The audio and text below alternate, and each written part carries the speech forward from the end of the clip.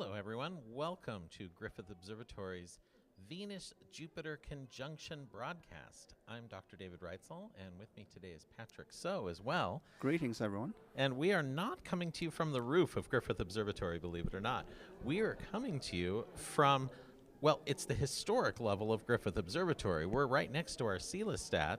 The winds are very high right now. We're having 30-mile-an-hour winds, 20 to 30-mile-an-hour, higher gusts.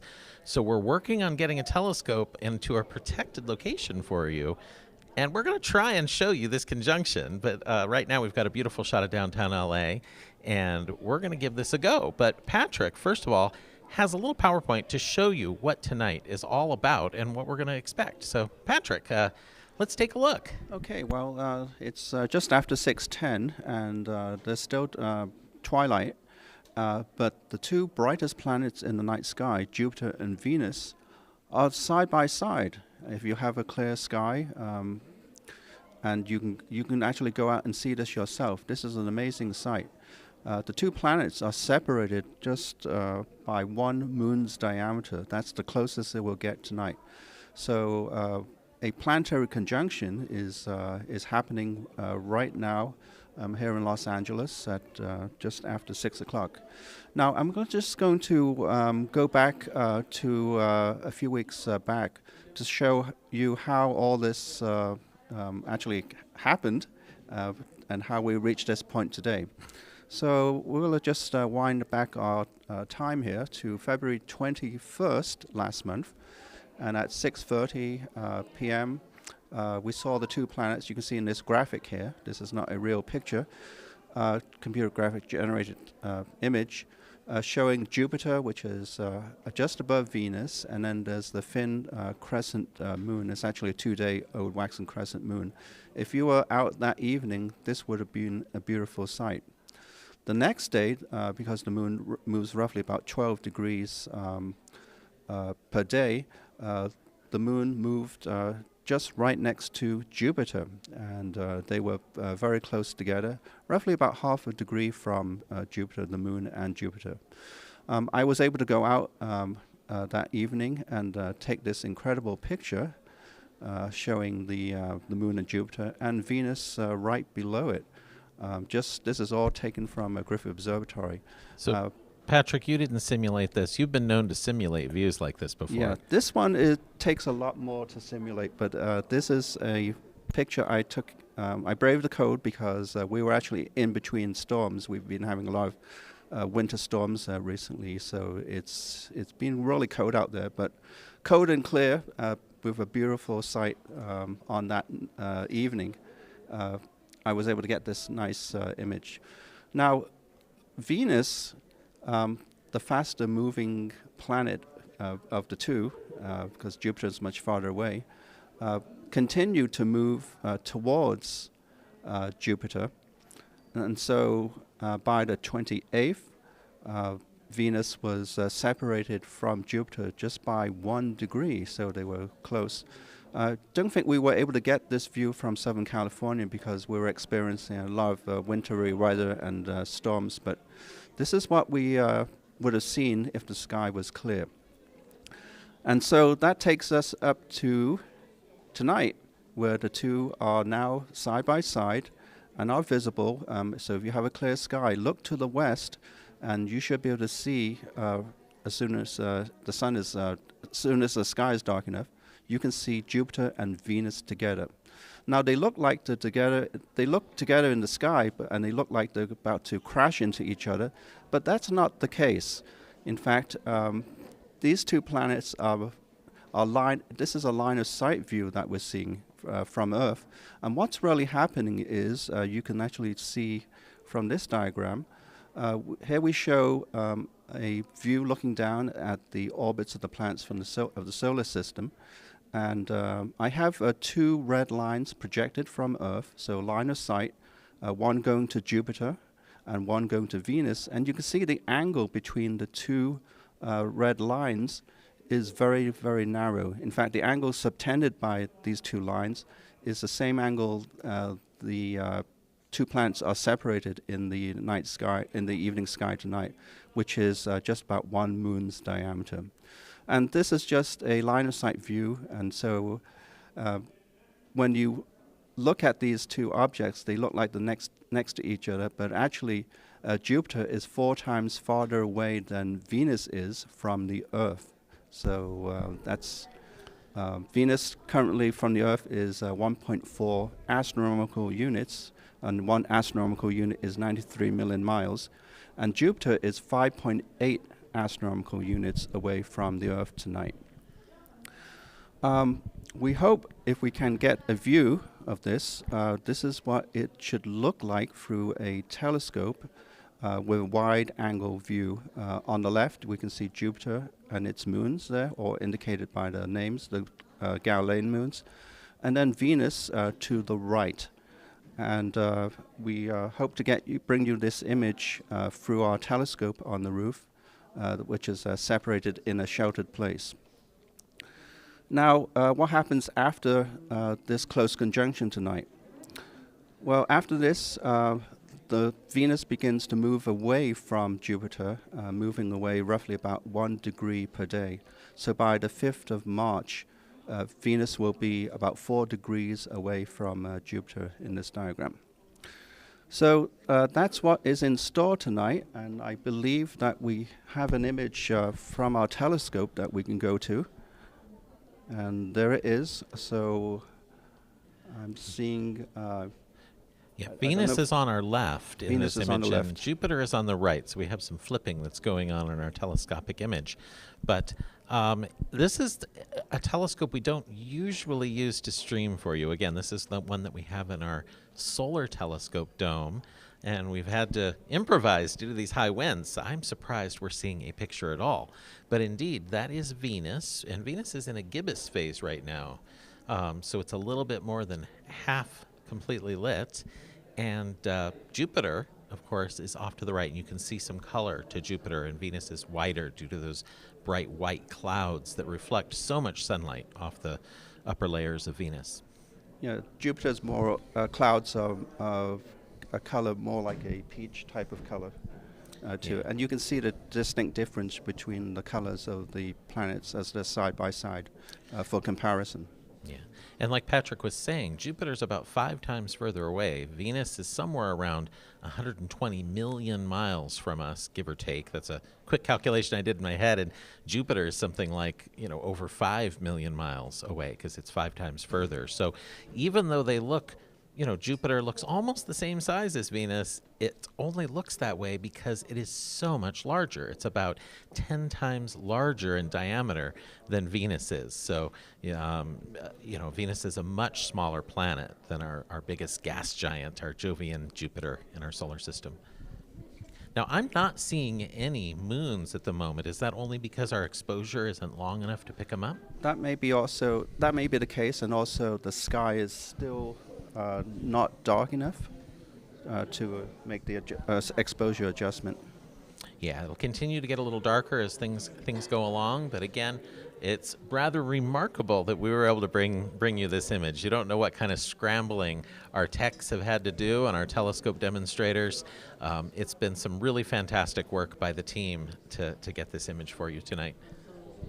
And also, this is a very beautiful view through a pair of binoculars. So if you do have one, just go out and take a look where you can see it.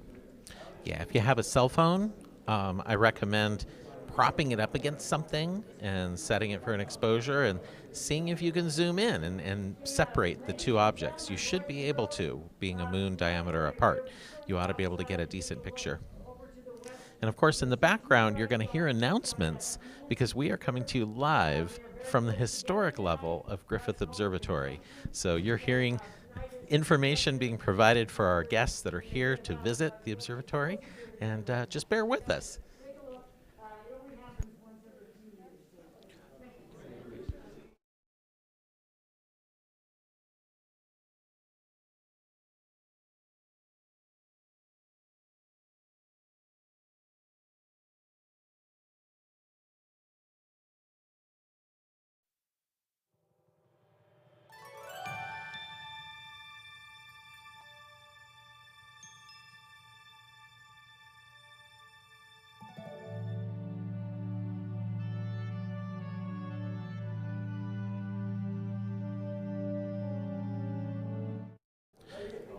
So, everyone, we're going to, as you heard, play some music from the Samuel Ocean Planetarium. We hope you enjoy this.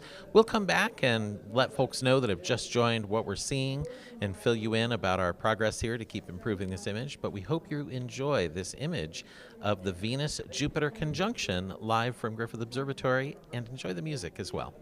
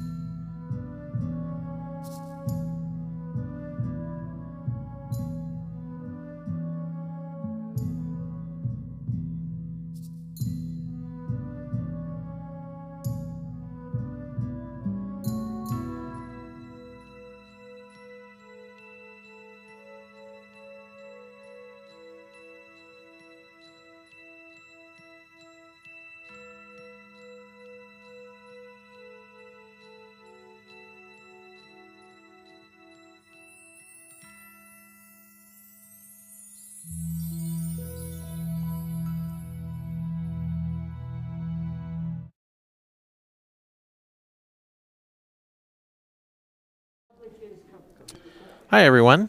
Dr. David Reitzel here again, live from the historic level of Griffith Observatory. Our telescope is up in our Celestat dome, which is actually our solar telescope normally. We're getting the best image we can off of a little refractor telescope that we have up there that we're tracking this event for you with. The other dome, it was too windy. We couldn't get you the image from the other spot, and our outdoor telescopes were bouncing all over the place. So we're going to switch to the view of the city, as we've done here, and we're going to try and zoom in. We are going to zoom in on the view of Jupiter and try and pick out the moons of Jupiter and see if we can get them. So while we work on that, we're going to take a look at beautiful downtown Los Angeles. The skies have cleared. Believe it or not, it was snowing here at Griffith Observatory earlier today, and it was snowing in Glendale, snowing in Burbank, so it was a little bit crazy up here. So the fact that we have clear skies mostly, you see that one cloud, that band off in the distance, but nothing above us, nothing in our way to block our view of the conjunction. And again, what we are here for is to see Venus and Jupiter. They are about a moon's diameter apart. If you go out in the sky and look to the west, you will see them in the sky. And the two bright objects there are the planets Venus and Jupiter. And we have adjusted the view here to bring out, to increase the amount of light we're gathering in order to be able to see the moons of Jupiter. In fact, why don't we go ahead and can we switch to that view? And let's take a look here. You can see now Venus is off to the left, very, very bright. It's completely blown out. We aren't seeing the shape at all. But off to the right, now we are seeing 3 moons of Jupiter. Those are the 3 of the Galilean moons. I'm not sure which of the 3 of those are. We should look that up if we can to check and see. But you are indeed seeing 3 of the 4 Galilean moons around Jupiter. Now, the planets themselves are terribly overexposed at the moment. We know we're doing that to bring out those moons. So enjoy this shot, and we will look up which moons are in the sky right now.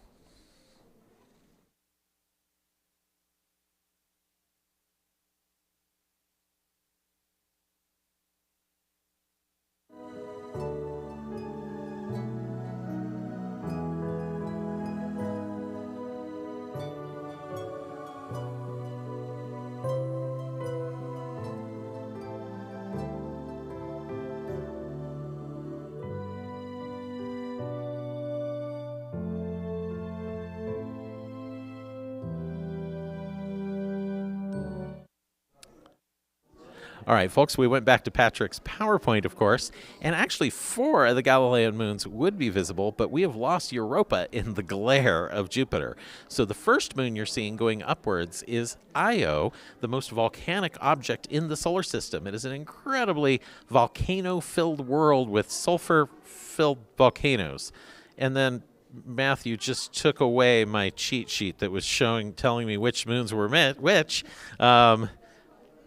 Terrible trick, Matthew. Io, above that is Ganymede, which is the largest moon in our solar system. And above that is Callisto, the faintest of the 3 that we're able to see.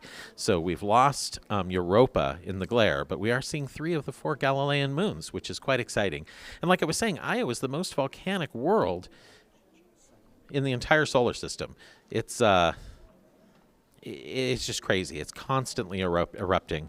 Matthew's provided us with the ability to draw on the screen and whatnot, but I'm a terrible artist, so you don't want to see what I'm going to draw. But maybe Patrick wants to note which objects are which.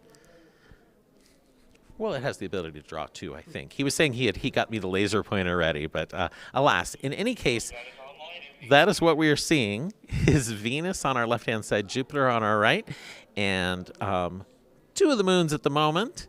And it looks like it's starting to drift out of our view. We're going to have to get our telescope demonstrators to realign. For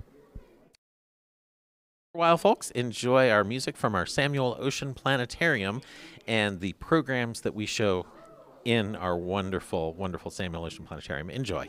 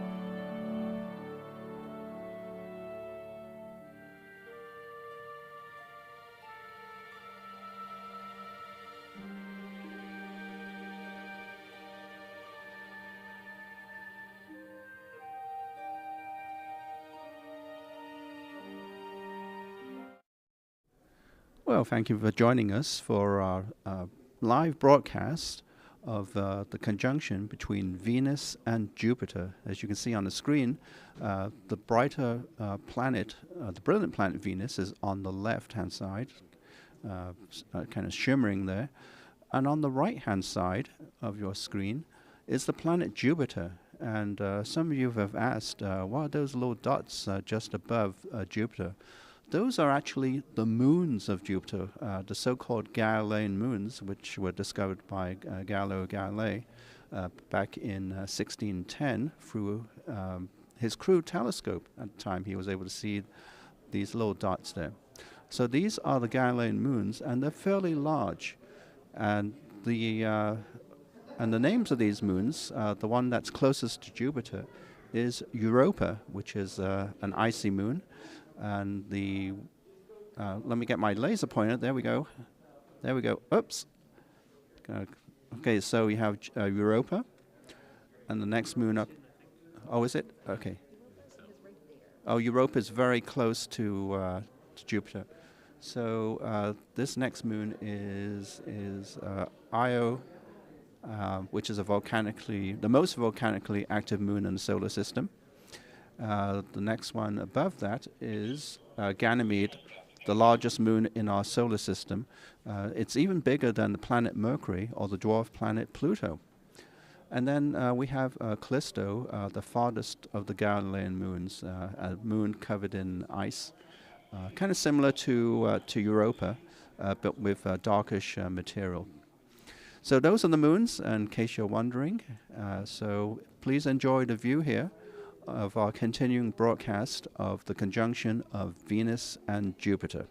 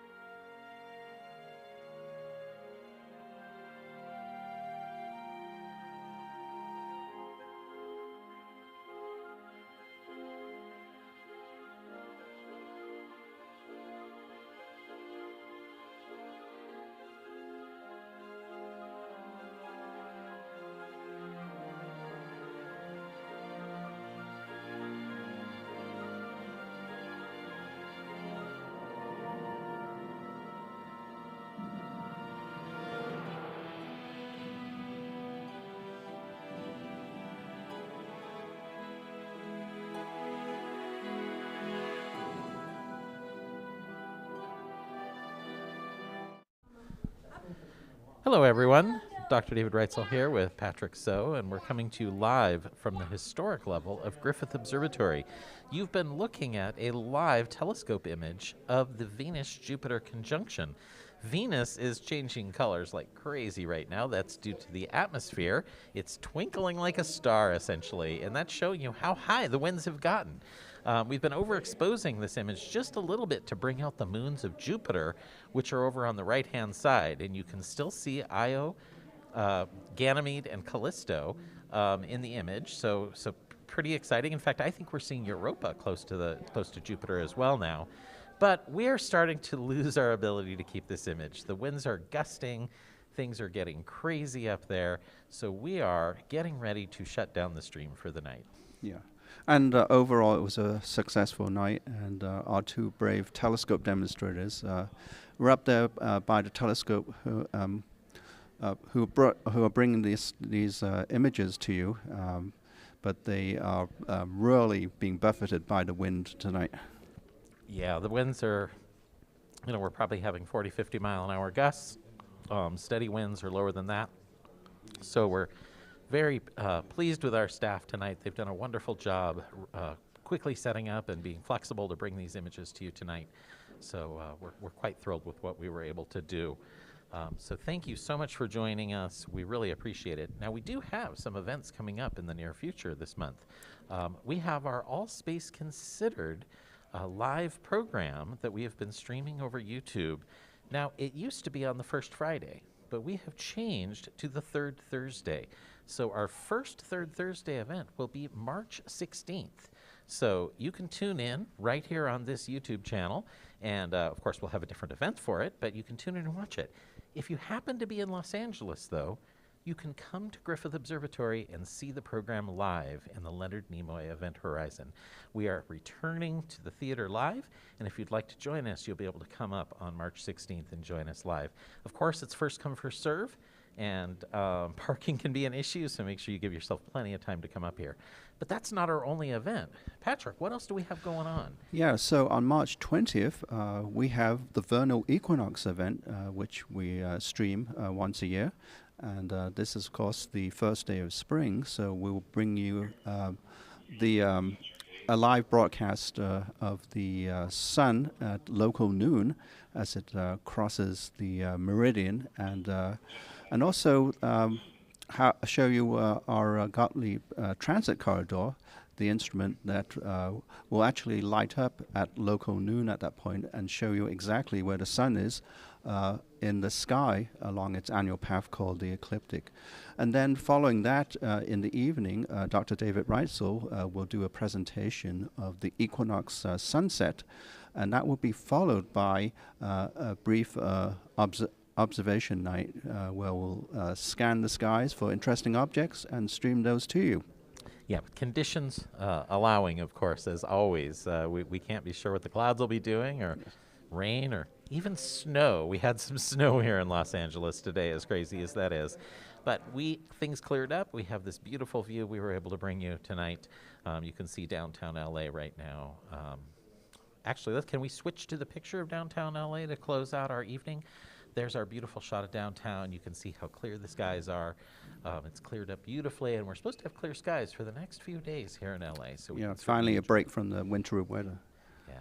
Well, thank you for joining us tonight, folks. We really appreciate it. As always, this program has been brought to you by Griffith Observatory, which is owned and operated by the Department of Recreation and Parks and the City of Los Angeles. As always, we'd like to thank Griffith Observatory Foundation, who is our nonprofit partner. They help us in so many ways. We appreciate all the foundation members that make broadcasts like this possible. So thank you again, and we will see you on March 16th for All Space Considered, and then again on the 20th for the equinox. Thank you again, everybody.